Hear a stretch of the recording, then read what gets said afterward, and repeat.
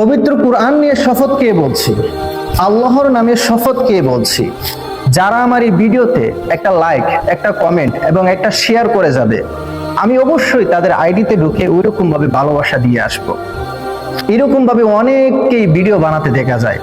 তারা জানে না এই কোরআনের কত মূল্য, তারা জানে না আল্লাহ তাআলার শানে কসম খাওয়ার কত মূল্য। নিজের দাম না থাকতে পারে, কিন্তু এই পবিত্র কোরআনুল কারীমের দাম রয়েছে।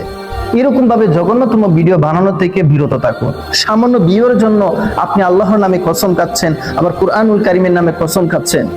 দেখা যায় অনেক মানুষ এই কোরআন এবং আল্লাহর নামে কসম খাওয়ার কারণে তাদের ভিডিও লাইক, কমেন্ট, শেয়ার করে, এমন ভাবে করে যে পরবর্তী সময়ে যে সে লাইক, কমেন্ট, শেয়ার, রিপ্লাই দিবে সেই সুযোগটুকু তার হয় না। আর আপনি তো কসম খেয়েছিলেন এই কোরআন নিয়ে, আল্লাহ তাআলার নামে কসম খেয়েছিলেন, অথচ আপনার ডাহা একটা মিথ্যা কথা বলেছেন। এরকম ভাবে জঘন্যতম কাজ, এরকম ভিডিও বানানো থেকে সকলেই বিরত থাকুন, সকলেই বিরত থাকুন। আল্লাহ রাব্বুল আলামিন আমাদের প্রত্যেককে বুঝার তৌফিক দান করুন। আমিন।